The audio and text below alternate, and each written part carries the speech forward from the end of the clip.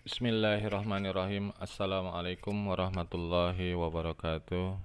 Saya Irwandi SPD ingin melaporkan pelaporan IKI-TRK Jabar untuk bulan Juli. KD yang akan saya laporkan yaitu memahami kelistrikan sistem sinyal untuk di sepeda motor pada mata pelajaran PKSM. Sebelum kita mulai, mari kita membaca basmalah. Kita awali semuanya dengan bismillah agar semuanya menjadi berkah, dengan niat belajar, hati ikhlas dan konsentrasi.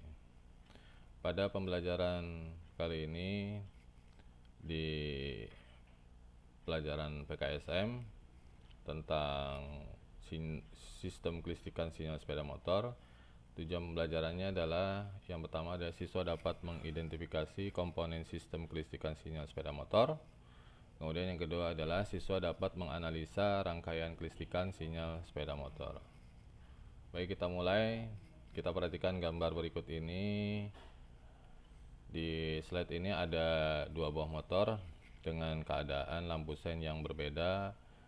Ada yang lampu sennya mengarah ke kanan, kemudian ada yang satu lagi lampu sennya yang mengarah ke kiri. Kita sebagai pengendara yang ada di belakangnya mungkin agak sedikit bertanya, ini posisinya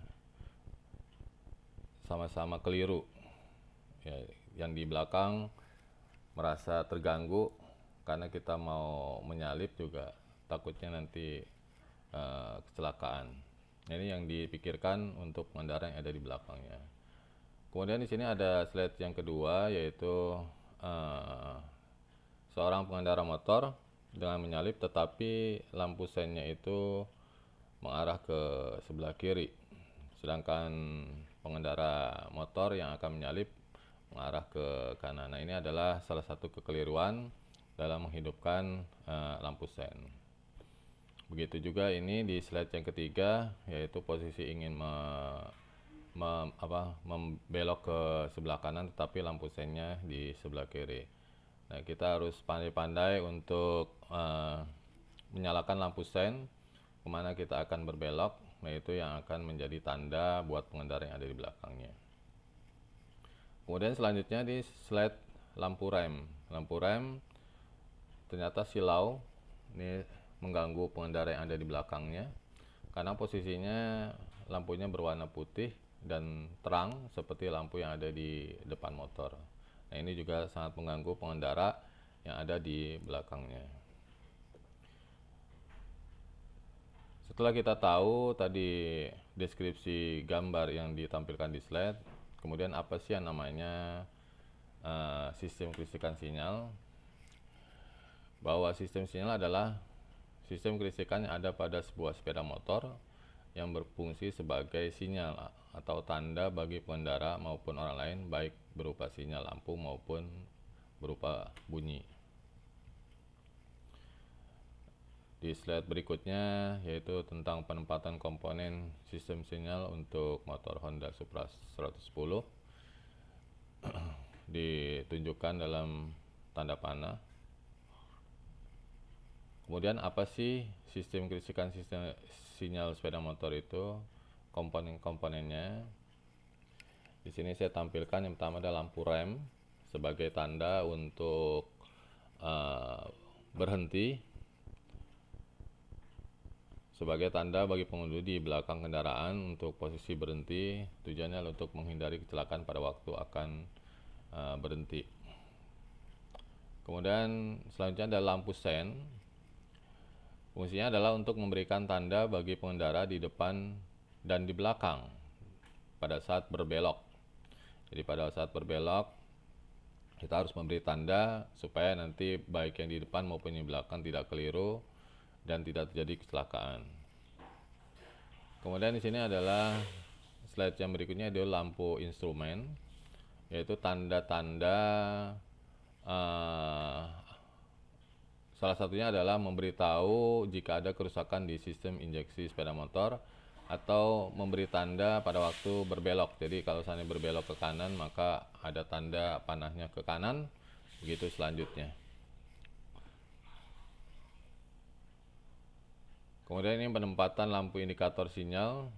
Salah satu contohnya yaitu di sepeda motor. Ada fuel meter untuk tanda kapasitas bensin yang tersedia. Kemudian ada indikator lampu sen, indikator lampu jauh. Kemudian ada temperatur mesin. Nah, ini adalah salah satu indikator yang memberikan tanda agar si pengendara itu bisa paham apakah di situ ada kesalahan atau ada kekeliruan atau mungkin ada malfungsi yang ada di sepeda motor. Kemudian selanjutnya itu loh saklar lampu rem.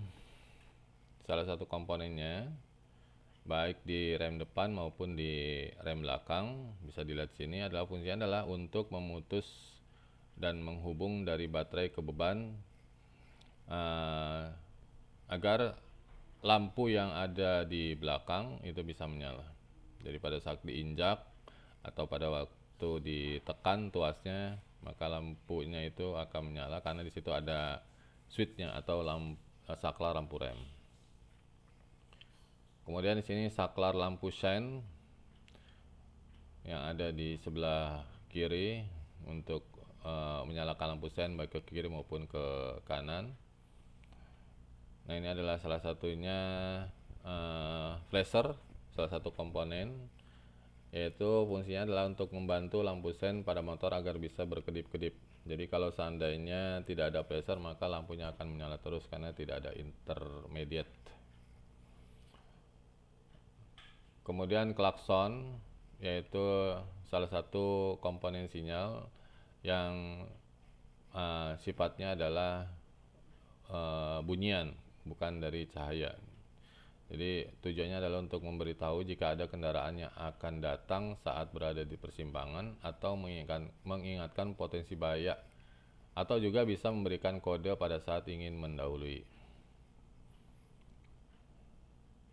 Kemudian selanjutnya yaitu wiring diagram. Ini wiring diagram secara umum dan sederhana. Untuk lampu sen bisa kita lihat di sini ada baterai, kemudian di sini ada sikring, ada kunci kontak, kemudian ada lampu sen kiri belakang, sen belakang, kemudian lampu sen kanan depan, sen kanan sen kanan belakang, kemudian lampu indikator kanan dan kiri. Nah, ini posisi di depannya, ini ada di posisi di belakang. Ini juga salah satu wiring diagram lampu rem. Ini aki, kemudian main fuse atau sikring, kemudian kunci kontak. Nah, ini adalah yang tadi saya bilang, yaitu tentang switch rem depan maupun di switch rem belakang. Kemudian di sini untuk menyalakan lampu rem belakang. Ini juga indikator lampu instrumen yang ada di dashboard ya. Ini masih wiring diagram saklar rem. Kemudian ini wiring diagram fuel meter yang ada di dashboard. Ya, di sini untuk menandakan berapa kapasitas bensin yang masih tersisa atau yang tersedia. Nah, kemudian di sini adalah salah satu lampu indikator